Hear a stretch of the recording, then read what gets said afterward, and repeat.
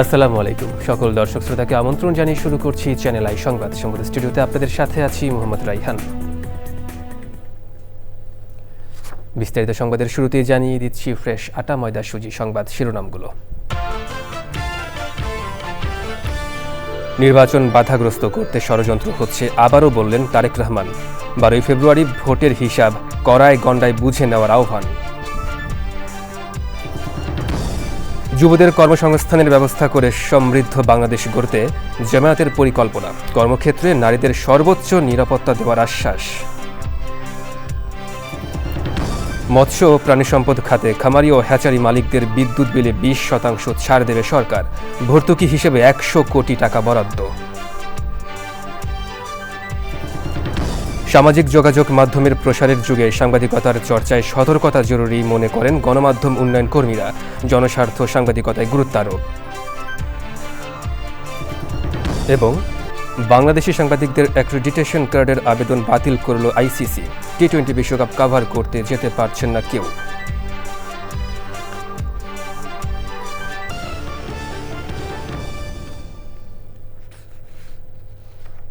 দর্শক, সংবাদ শিরোনামগুলো জানাচ্ছিলাম। এখনকার এই সংবাদ আয়োজন একই সঙ্গে চ্যানেল আইয়ের ইউটিউব চ্যানেল এবং চ্যানেল আইয়ের ওটিটি প্ল্যাটফর্ম আই স্ক্রিনে লাইভ স্ট্রিম হচ্ছে।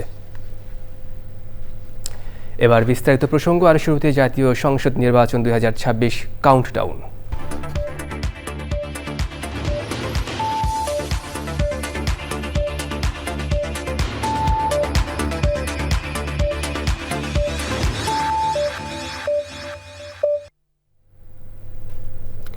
বিএনপি চেয়ারম্যান তারেক রহমান বলেছেন, সব এলাকার মানুষের সমস্যার সমাধান করবে বিএনপি।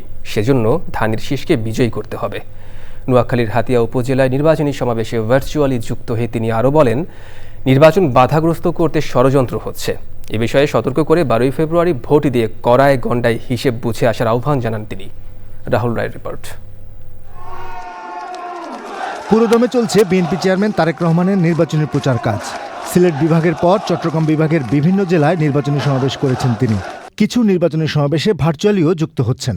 সারা বাংলাদেশে আমরা বের করেছি কারা কারা। নোয়াখালীর হাতিয়া উপজেলার নির্বাচনী সমাবেশে ভার্চুয়ালি যুক্ত হয়ে ফ্যামিলি কার্ড, ফার্মার্স কার্ড সহ স্বাস্থ্য, শিক্ষা খাতে বিএনপির পরিকল্পনা তুলে ধরেন তারেক রহমান। কারা কারা প্রান্তিক কৃষক আছে, এই কৃষক কার্ডটা আমরা কৃষক ভাইদের হাতে দিব। কারণ কৃষক ভাইরা যদি ভালো থাকে তাহলে বাংলাদেশ ভালো থাকবে। পরিকল্পনাগুলো বাস্তবায়নের জন্য ধানের শীষে ভোট চান তিনি। আমি এরই ভিতরে নোট করে রেখে দিয়েছি যে কোন কোন কাজ করব, এই এলাকার মানুষের জন্য কি কি কাজ করব আমি নোট করে রেখে দিয়েছি। এর মধ্যে ইনশাল্লাহ আমরা সরকার গঠন করলে এই কাজগুলো আমরা ধীরে ধীরে পর্যায়ক্রমিক ভাবে শুরু করব। কিন্তু তার আগে তো আমরা যেই পরিকল্পনা নিয়েছি, এই নদী ভাঙন রোধ, বেড়িবাঁধ, টেকসই বেড়িবাঁধ, ব্লক বাঁধ, এগুলা তো আমরা তো ইনশাল্লাহ করব। কিন্তু আপনাদেরও তো একটা দায়িত্ব আছে। আপনাদের দায়িত্বটা কি বলেন তো? ধানের শীষকে জয়যুক্ত করা। ধানের শীষকে কবে জয়যুক্ত করবেন? কবে? 12 তারিখে ইনশাল্লাহ, 12 তারিখের নির্বাচনে ইনশাল্লাহ ধানের শীষকে জয়যুক্ত করতে হবে। যে কোনো ধরনের ষড়যন্ত্র প্রতিরোধে সবাইকে সতর্ক থাকার কথাও বলেন বিএনপি চেয়ারম্যান। গত 15-16 বছর কি আপনারা ভোট দিতে পেরেছিলেন? আমাদের দেশের মানুষের ভোটের অধিকার কেড়ে নেওয়া হয়েছিল। যারা এই কাজটি করেছিল তারা দেশ থেকে চলে গিয়েছে। কিন্তু প্রিয় ভাই বোনেরা, এখন অন্য একটি গোষ্ঠী তারা আবার কিছু কিছু ষড়যন্ত্র করছে যেন নির্বাচন বাধাগ্রস্ত হয়। এই ব্যাপারে আপনাদের সকলকে সচেতন থাকতে হবে। 12 তারিখে ইনশাল্লাহ, 12 তারিখে এখানে যারা মুসলমান ভাই আছেন, আপনারা তাহাজ্জুদ পড়ে স্ব নির্বাচনী এলাকায় স্ব ভোট কেন্দ্রে গিয়ে ভোরে ফজরের জামাত ওখানে ভোট কেন্দ্রের সামনে আদায় করবেন।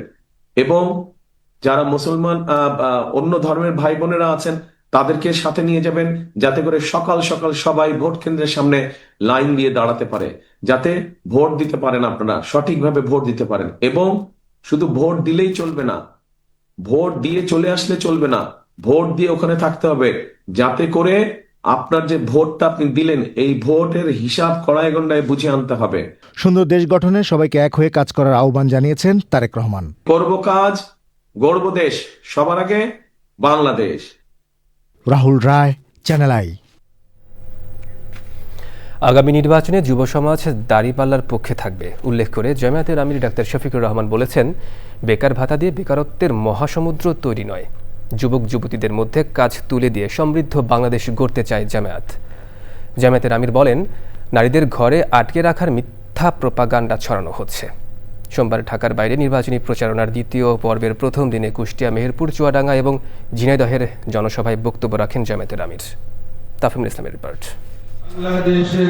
একদিন বিরতি দিয়ে ঢাকার বাইরে দ্বিতীয় ধাপের নির্বাচনী জনসভা কুষ্টিয়ায়। শহরের শহীদ আবরার ফাহাদ স্টেডিয়ামে জনসভা শুরুর কয়েক ঘন্টা আগেই কুষ্টিয়ার 6 উপজেলা থেকে খণ্ড খণ্ড মিছিল নিয়ে সমবেত হন নারী পুরুষ সহ লাখো মানুষ। জনসভার প্রধান অতিথি জামায়াতে ইসলামের আমির ডাক্তার শফিকুর রহমান বলেন, যে কোনো কিছুর বিনিময়ে নারীদের অধিকার রক্ষায় জামায়াতে ইসলামী অঙ্গীকারবদ্ধ।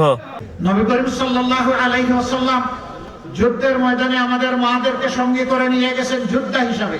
সকল কর্মকাণ্ডে তারা অংশগ্রহণ করেছেন। আমরা নিশ্চিত করছি, গড় থেকে শুরু করে যুদ্ধের ময়দান পর্যন্ত যারা পছন্দ করবেন, যারা যেতে চাবেন, তাদের জন্য দুয়ার খুলে দেওয়া হবে ইনশাআল্লাহ।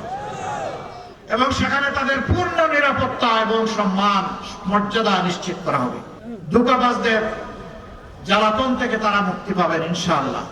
কুষ্টিয়ার স্থানীয় নানা বিষয় তুলে ধরার পাশাপাশি দুর্নীতিমুক্ত বাংলাদেশ গড়ার অঙ্গীকার করেন 11 দলীয় জোটের নেতারা। নতুন করে বাংলাদেশকে গড়ে তোলা, বন্ধ শিল্প প্রতিষ্ঠান চালু, কৃষকদের জন্য সুদবিহীন ঋণ সুবিধা, বিশেষায়িত 64 জেলায় 64টি হাসপাতাল এবং বিশ্বের বৃহত্তম নারী বিশ্ববিদ্যালয় প্রতিষ্ঠা সহ নানা প্রতিশ্রুতি দিচ্ছেন জামায়াতে ইসলামের নেতৃত্বে 11 দলীয় জোট। তারা বলছেন, এসব প্রতিশ্রুতি দিচ্ছেন জনগণের কাছে, তা বাস্তবায়নযোগ্য। কুষ্টিয়ার জনসভা শেষে জামায়াতে ইসলামীর আমির যোগ দেন মেহেরপুর ও চুয়াডাঙ্গা জেলার জনসভায়। ডাক্তার শফিকুর রহমান পৌঁছানোর আগেই নেতাকর্মী ও সমর্থকদের ব্যাপক সমাগম ঘটে চুয়াডাঙ্গার টাউন হল মাঠে। এ সময় নানা প্রতিশ্রুতির কথা তুলে ধরেন তিনি। গণভোটে হ্যাঁ এর পক্ষেও ভোট চান জামাতের আমির। কেরুয়া কোম্পানির সুগার মিল বৃহত্তম সুগার মিল, এখন নাকি এটা কুড়িয়ে কুড়িয়ে হাঁটে। আমরা কথা দিচ্ছি, আমরা ইনশাআল্লাহ সবগুলা মিল ফ্যাক্টরি ইন্ডাস্ট্রিকে জীবন্ত করে তুলব। চুরি চামারি বন্ধ করে দেব, লুটপাট বন্ধ হয়ে যাবে। কোন অবস্থায় লুটপাট করতে দেওয়া হবে না। লুটপাট চুরি চামারি যখন বন্ধ হয়ে যাবে, অটোমেটিক্যালি মিল ফ্যাক্টরি ইন্ডাস্ট্রিগুলো জীবন পেয়ে যাবে। এরপর ঝিনাইদহের জনসভায় যোগ দেন জামায়াতে ইসলামীর আমির। উজির আলী স্কুল মাঠে লাখো জনতার উপস্থিতিতে বক্তব্য রাখেন জামায়াতের আমির। তাফিমুল ইসলাম, চ্যানেল আই, ঝিনাইদহ। দীর্ঘ 20 বছর পর নির্বাচনী সফরে আজ ময়মনসিংহ যাচ্ছেন বিএনপির চেয়ারম্যান তারেক রহমান। দুপুর 2টায় সার্কিট হাউস মাঠে জনসভায় যোগ দেবেন তিনি। তার সফর ঘিরে প্রস্তুতি নিচ্ছে বিএনপি ও অঙ্গ সংগঠনগুলো। 2005 সালে বিএনপির ইউনিয়ন প্রতিনিধি সম্মেলন উপলক্ষে সফরের 20 বছর পর তারেক রহমানের এই সফর ঘিরে নেতাকর্মীদের মধ্যে বিরাজ করছে উৎসবের আমেজ। হয়েছে বিভাগীয় প্রস্তুতি সভা। তারেক রহমানের সফরে এ অঞ্চলে বিএনপি আরও সুগঠিত হবে বলে আশা করছেন নেতাকর্মীরা।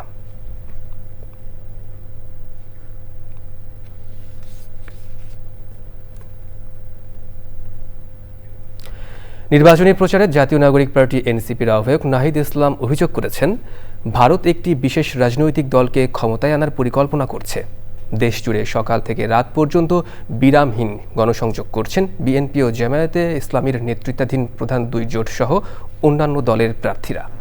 প্রচার লড়াইয়ে এগিয়ে থাকতে নানান কৌশল ভোটারদের সামনে হাজির হচ্ছেন তারা। শহীদুল্লাহ রাজুর রিপোর্ট।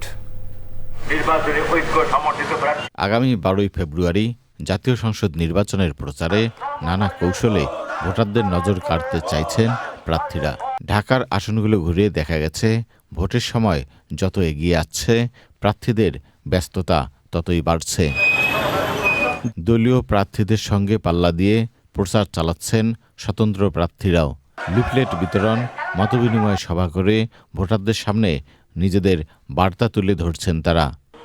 সোমবার রাতে লক্ষ্মীপুরের রামগঞ্জ পাইলট উচ্চ বিদ্যালয় মাঠে নির্বাচনী পদযাত্রা করে এনসিপি। আমাদের এখন সময় কাঁধে কাঁধ মিলিয়ে ঐক্যবদ্ধভাবে আগামী নির্বাচন 12ই ফেব্রুয়ারির নির্বাচনে বিজয় নিয়ে ঘরে ফেরা। আমরা কোনো দোষারোপের রাজনীতি করতে চাই না, কোনো সমালোচনার রাজনীতি করতে চাই না। আমরা সত্য কথাটা জনগণকে ধরিয়ে দিচ্ছি। কেবল বলা হচ্ছে তাহাজ্জুদের পরেই ভোট কেন্দ্রে উপস্থিত থাকতে, তাহাজ্জুদের পরেই তারা সিল মারার পরিকল্পনা করতেছে, ভোট কেন্দ্র দখলের পায়তারা করতেছে। ইনশাআল্লাহ ঐক্যবদ্ধ বাংলাদেশের নেতাকর্মীরা সকল ষড়যন্ত্র রুখে দেবে। নির্বাচনী মিছিলে রাতেও রাজধানী সরব করে তুলছেন প্রার্থীদের সমর্থকরা। Shahidullah Raju, channel I, Dhaka. এবার অন্যান্য সংবাদ। প্রান্তিক পর্যায়ের খামারিদের জন্য স্বস্তির খবর। মৎস্য প্রাণী সম্পদ খাতে উৎপাদন ব্যয় কমাতে খামারি ও হ্যাচারি মালিকদের বিদ্যুৎ বিলে 20% রিবেট দেওয়ার নীতিগত সিদ্ধান্ত নিয়েছে সরকার। ভর্তুকি দেবে 100 কোটি টাকা। এতে উৎপাদন খরচ কমবে বলে জানিয়েছেন মৎস্য প্রাণী সম্পদ উপদেষ্টা ফরিদা আক্তার। বিস্তারিত জানাচ্ছেন শাইখ সিরাজ। মৎস্য, গবাদি প্রাণী ও পোলট্রি খাত দেশের প্রাণীজ আমিষের প্রধান উৎস, কিন্তু দিন দিন উৎপাদন ব্যয় এই খাতের জন্য বড় চ্যালেঞ্জ হয়ে উঠেছে। কৃষির উপখাত হলেও খামারিদের বিদ্যুৎ বিল দিতে হচ্ছে শিল্প খাতের হিসেবে। ফসল কৃষিতে প্রতি ইউনিট গড়ে বিদ্যুতের দাম 6 টাকা 10 পয়সা, সাথে 20% ছাড়, কিন্তু মৎস্য খাতে তা 13 টাকা 1 পয়সা। এই সমস্যা সমাধানে কৃষক খামারিদের দাবি ছিল দীর্ঘদিনের। আমরা যখন শ্যালো ব্যবহার করি বৈদ্যুতিক চালিত, কোনো ছাড় তো থাকেই না, উপরন্ত ব্যবসায়িক হারে বিল নেওয়া হয় সেখান থেকে। ইলেকট্রিক মিটারটা ছিল কৃষি মিটার, 2 টাকা করে ইউনিট নিত, এটা এখন বাণিজ্যিক করে দিয়েছে 10 টাকা মিটার। প্রান্তিক পর্যায়ে মৎস্য খামার, হ্যাচারি এবং গবাদি পশু ও পোলট্রি খামারের উৎপাদন ব্যয় কমাতে বিদ্যুৎ বিলে 20% রিবেট দেওয়ার সিদ্ধান্ত নিয়েছে সরকার। আমাদেরকে দেয়া হয়েছে 100 কোটি টাকার একটা বরাদ্দ দিয়েছে এবং 20% রিবেট। প্রাণী ও পোলট্রি খাদ্য প্রস্তুতকারী শিল্প, দুগ্ধ প্রক্রিয়াজাতকরণ শিল্পের আওতায় প্রতিষ্ঠানগুলো বিদ্যুতের 20% ছাড় পাবে, অর্থাৎ প্রতি ইউনিটে প্রায় 2 টাকা 60 পয়সা ভর্তুকি পাবে। 4টি ক্ষেত্রে এটা দিয়েছে, সেটা হলো পশু ও পোলট্রি খাদ্য প্রস্তুতকারী শিল্প, 2 নম্বর হলো ফিশ ফিড তৈরি, পোলট্রি শিল্প এবং দুগ্ধ প্রক্রিয়াকরণ, যেমন দুধ পাস্তুরিতকরণ, গুঁড়ো দুধ, আইসক্রিম, কনডেন্সড মিল্ক এবং মিষ্টি, পনির, ঘি, মাখন, চকলেট যারা উৎপাদন করবে তাদের এই বিদ্যুতের এটা সুযোগটা পাওয়াতে আমাদের অনেক খামারিরা কিন্তু দুধের উপর কাজটা করতে হয়, যেমন পাস্তুরাইজ করতে হলে আসলে তাদের একটা প্রসেসিংয়ে যেতে হয়। এই সিদ্ধান্ত বাস্তবায়ন হলে প্রান্তিক খামারিদের জন্য তা হবে বড় স্বস্তি, যার সুফল পৌঁছবে ভোক্তা পর্যায়েও। শাইখ সিরাজ, চ্যানেল আই। সামাজিক যোগাযোগ মাধ্যমের প্রসারের যুগে নৈতিক সাংবাদিকতার চর্চায় আরও বেশি সতর্কতা জরুরি বলে মনে করেন সাংবাদিক এবং গণমাধ্যম উন্নয়ন কর্মীরা। সম্প্রচার সাংবাদিকতার নীতি নৈতিকতা নিয়ে চ্যানেল আয়ে মতবিনিময়ে জনস্বার্থ সাংবাদিকতার উপর জোর দেন অংশগ্রহণকারীরা। মাশরুর শাকিলের রিপোর্ট। সম্প্রচার মাধ্যমের সম্পাদকীয় নীতিমালা, সংবাদ প্রতিবেদন তৈরি ও সম্পাদনা সহ সামগ্রিক ক্ষেত্রে অনুসরণীয় নীতি নৈতিকতা নিয়ে সম্প্রচার সাংবাদিকতার নীতি নৈতিকতা প্রকাশ করেছে সম্প্রচার সাংবাদিকদের সংগঠন বিজেসি। এতে সহযোগিতা করেছে BBC media action. Channel I কার্যালয়ে এ বিষয়ে মতবিনিময়ে নীতি নৈতিকতার সংকট ও সমাধানের নানা দিক উঠে আসে। বিবিসি আর বিজেসি মিলে এটা না করলেও এইভাবেই সাংবাদিকতা করা উচিত, যে আমি যার বিরুদ্ধে কিছু বলতে যাচ্ছি, যার বিরুদ্ধে অভিযোগটা তুলছি, তার একটা বক্তব্য নিতে হবে, এই তো কথা। এটা তো এটার জন্য বই করা লাগে না, এটা তো বেসিক জিনিস। তারপরও এটা কেন করতে হইলো? কারণ এই বেসিক জিনিসগুলি আমরা ঠিকমতো প্র্যাকটিস করি না। যেটা এডিটোরিয়াল গাইডলাইন, যেটা আজকে হচ্ছে যে আমাদের একটা ওয়ান অফ দ্য পার্ট, এইটা আমরা যেটা করি আপনাদের সাথে কাজ করি, এবং ওই জায়গা থেকে যেটা আমরা সবসময় বলি যে আমরা কি হিসেবে কাজ করি, আমরা আছে যেটাকে আমি বলি যে কোঅর্ডিনেটর হিসেবে কাজ করি। চ্যানেল আই মনে করে ব্যবসায়িক প্রতিযোগিতা কিংবা ভিউ ব্যবসার নামে নীতি নৈতিকতা বিসর্জন দেওয়ার সুযোগ নেই। এটাতে অনেক কিছু থাকবে লিখিত, কিন্তু আসল জায়গাটা আমি নিজে ব্যক্তি, মানে ওন করাটা এবং মেনে চলাটা এবং আমার এই মুখী হওয়াটা, এটা টোটালটি আমার উপরে। আমি যদি এটা না করি, মনে প্রাণে না নিই, বাইবেল আমার কাছে থাকবে হয়তো, কিন্তু এই বাইবেল পড়ে সব কিছু হবে না। নিজের ভেতরে আত্মস্থের জায়গাটা যদি শক্ত না হয়, লাভ নাই। আমরা একটা কোড অফ এথিক্স করেছি, যেটা আসলে খুব মোটা কিছু না। কোড অফ এথিক্স থাকে বা আমি যেটা ফলো করি, এটা আসলে দিনে একবার করে উল্টে পাল্টে দেখা উচিত। এই জন্যে না যে আমাকে কি নতুন শিখবো, এটা এই জন্যে আমাকে একটু রিমাইন্ড করে দিবে। বস্তুনিষ্ঠতা, যথার্থতা এবং বিশ্বাসযোগ্যতাকে সুরক্ষা দিতে হলে প্রতিদিনের কার্যধারায় নীতি নৈতিকতার চর্চা, মনিটরিংয়ের উপর জোর দেন আলোচকরা। Mashrur Shakil, channel I, Dhaka. টি-20 বিশ্বকাপ কভার করতে বাংলাদেশ থেকে অ্যাক্রিডিটেশন কার্ডের জন্য যেসব সাংবাদিক আইসিসিতে আবেদন করেছিলেন তাদের সবার আবেদন বাতিল করে দিয়েছে ক্রিকেটের সর্বোচ্চ নিয়ন্ত্রক সংস্থা আইসিসি। এর ফলে এবার বাংলাদেশ থেকে কোনো সাংবাদিক টি-20 বিশ্বকাপ কভার করতে যেতে পারছেন না। বাংলাদেশের ম্যাচসহ পুরো বিশ্বকাপ কভারের জন্য আইসিসি নির্ধারিত ফর্ম ও বেঁধে দেওয়া সময়ের মধ্যেই আবেদন করেছিলেন বাংলাদেশের বিভিন্ন সংবাদ মাধ্যমের সাংবাদিকরা। বাংলাদেশ বিশ্বকাপ খেলতে যাক কিংবা না যাক, সংবাদ সংগ্রহের জন্য উল্লেখযোগ্য সংখ্যক সাংবাদিকের ভারত ও শ্রীলঙ্কায় যাওয়ার প্রস্তুতি ছিল।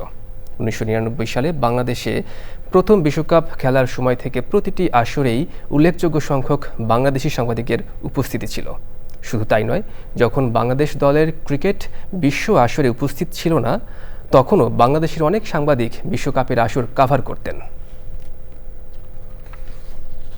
দর্শক দেখছেন চ্যানেল আই সংবাদ। এবার বিরতি, আর বিরতির পর জানিয়ে ফিরছি। অনূর্ধ্ব-19 বিশ্বকাপ ক্রিকেটে বাংলাদেশের বিরুদ্ধে ইংল্যান্ডের 7 উইকেটের জয়। 155 বল হাতে রেখেই বিজয়ী ইংলিশরা।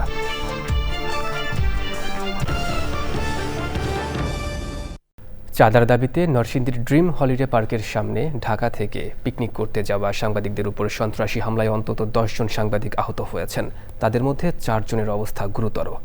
নরসিংদীর পুলিশ সুপার মোহাম্মদ আবদুল্লাহ আল ফারুক গণমাধ্যমকে বলেন, সোমবার সন্ধ্যায় বাংলাদেশ ক্রাইম রিপোর্টার্স অ্যাসোসিয়েশন ক্লাবের সদস্যরা পার্কটিতে পরিবারের সদস্যদের নিয়ে পিকনিক শেষে ঢাকায় ফেরার সময় এই হামলার ঘটনা ঘটে। স্থান সংকুলান না হওয়ায় সাংবাদিকদের গাড়িগুলো পার্কের বাইরের রাস্তার পাশে রাখা ছিল।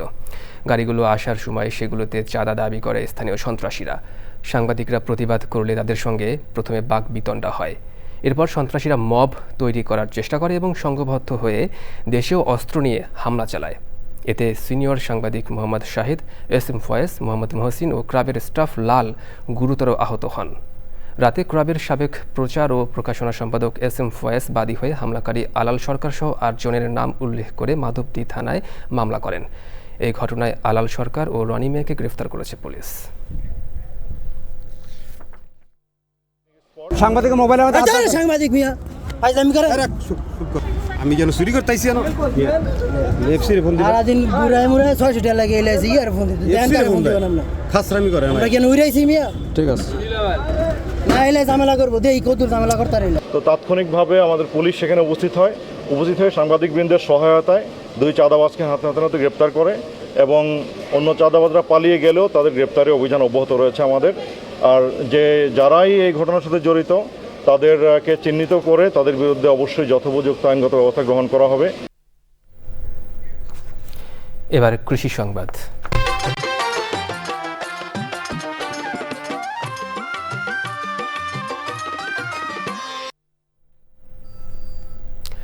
খাগড়াছড়ির দীঘিনালা উপজেলায় কীটনাশক ও রাসায়নিক ছাড় ছাড়াই সবজি উৎপাদনে সাফল্য দেখাচ্ছেন স্থানীয় চাষিরা। দীর্ঘদিনের প্রচলিত ধারণা রাসায়নিক সার ও কীটনাশক ছাড়া ফসল উৎপাদন সম্ভব নয়, এই বিশ্বাসকে বাস্তবে ভুল প্রমাণ করেছেন দীঘিনালার 40 জন কৃষক। খাগড়াছড়ি থেকে আজহার হিটার তথ্য, ভিডিওচিত্র আলমুকসিদের রিপোর্ট। খাগড়াছড়ির দীঘিনালায় 40 জন কৃষক নিজেদের উৎপাদিত ভার্মি ওয়াশ, জৈব সার, কেঁচো সার এবং উদ্ভিদজাত কীটনাশক ব্যবহার করে সবজি চাষ করছেন। এতে ফলন ভালো হওয়ার পাশাপাশি সবজিগুলো নিরাপদ ও সুস্বাদু হচ্ছে। ক্লাইমেট চেঞ্জ যেভাবে একটা প্রভাব পড়ছে, মানুষ বিভিন্ন ধরনের কীটনাশক তারপরে এই যে রাসায়নিক সার ব্যবহার করার কারণে, তো এখন ওটাকে কমিয়ে আনার জন্য আমরা প্রাকৃতিক উপায়ে এই চাষটা শুরু করেছি। কেঁচো সার, ভার্মি ওয়াশ, ভার্মি কম্পোস্ট দিয়ে আমি এই জমিটা চাষ করেছি। রাসায়নিক মুক্ত আর কীটনাশক মুক্ত চাষ করার জন্য আমরা এই যে যেমন এই যে উপকরণগুলো মালচিং আছে, ভার্মি ওয়াশ আছে, ভার্মি কম্পোস্ট আছে। ভার্মি ওয়াশ দিয়ে যদি আমার খেতে স্প্রে করি আমি অনেক ভালো হয় রোগপোক। দীঘিনালা উপজেলার কৃষি কর্মকর্তা জানান, এ ধরনের উদ্যোগ কৃষিতে টেকসই ও নিরাপদ উৎপাদনের পথ দেখাচ্ছে। তার পাশাপাশি কৃষি বিভাগও এটি ছড়িয়ে দিতে কাজ শুরু করেছে। লোকাল পদ্ধতি অনুসরণ করে ওনারা ড্রিপ ইরিগেশন দিচ্ছে এবং আমরা দেখলাম যে ওনারা স্থানীয় উপকারী পোকামাকড় সংরক্ষণ করে চাষাবাদ করছে। এতে কি হচ্ছে যে সম্পূর্ণ বিষমুক্ত শাকসবজি উৎপাদন করা সম্ভব হচ্ছে। স্থানীয়দের প্রত্যাশা, এই পদ্ধতি ছড়িয়ে দিতে পারলে কৃষক লাভবান হবেন এবং ভোক্তারা স্বাস্থ্য ঝুঁকি থেকে রক্ষা পাবেন। আল মুকসিদ, চ্যানেল আই। এবার প্রকৃতি সংবাদ।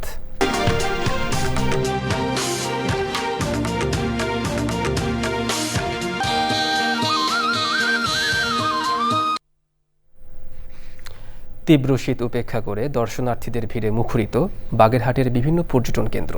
৬০ গম্বুজ মসজিদ, খান জাহান আলীর মাজার সহ দর্শনীয় স্থানগুলো মুখরিত হয়ে উঠেছে পর্যটকদের পদচারণায়। বাগেরহাট সংবাদদাতার তথ্য ভিডিওচিত্রে সৈয়দ মাদিহদিতের রিপোর্ট। দেশের দক্ষিণ পশ্চিমে বঙ্গোপসাগরের কুল ঘেঁষে খুলনা বিভাগের একটি জেলা বাগেরহাট। প্রায় ৬৫০ বছর আগে নির্মিত এই জেলার ইসলামী স্থাপত্য রীতির মসজিদগুলোর ঐতিহাসিক গুরুত্ব বিবেচনা করে মসজিদের শহর হিসাবে তালিকাভুক্ত করে ইউনেস্কো। জেলার সড়কগুলো উন্নয়ন করায় পর্যটকদের ভিড় বাড়তে শুরু করে দর্শনীয় স্থানগুলোতে। সারা বছর কম থাকলেও শীত ও বছরের শুরুতে প্রাচীন নিদর্শন ৬০ গম্বুজ মসজিদ, ঘোড়া দিঘি, খান জাহান আলী দিঘি দেখতে দূর দূরান্ত থেকে ছুটে আসছেন দর্শনার্থীরা। আমাদের একটা স্বপ্ন ছিল এই জায়গায় আসবো, আজকে আসতে পারছি।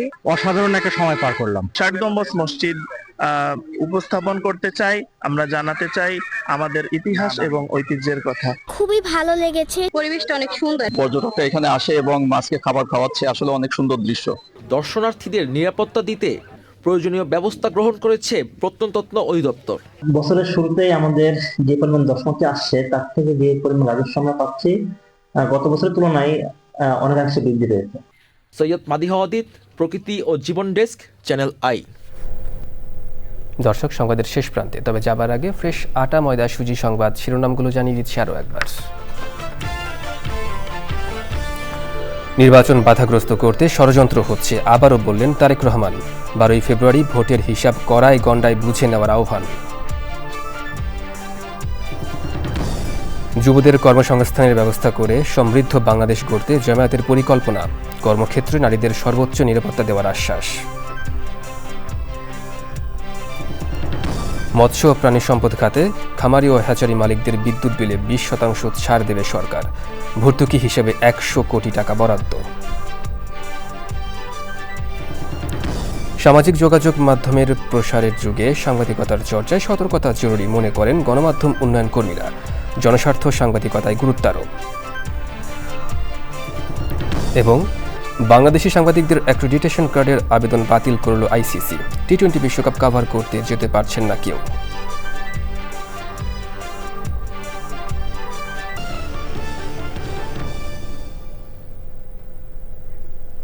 দর্শক, চ্যানেল আই এর সর্বশেষ সংবাদ জানতে ভিজিট করুন channelionline.com-এ। যুক্ত থাকুন আমাদের সোশ্যাল মিডিয়ার প্ল্যাটফর্মগুলোর সাথে। পরবর্তী শীর্ষ খবর দেখার আমন্ত্রণ। ধন্যবাদ সবাইকে।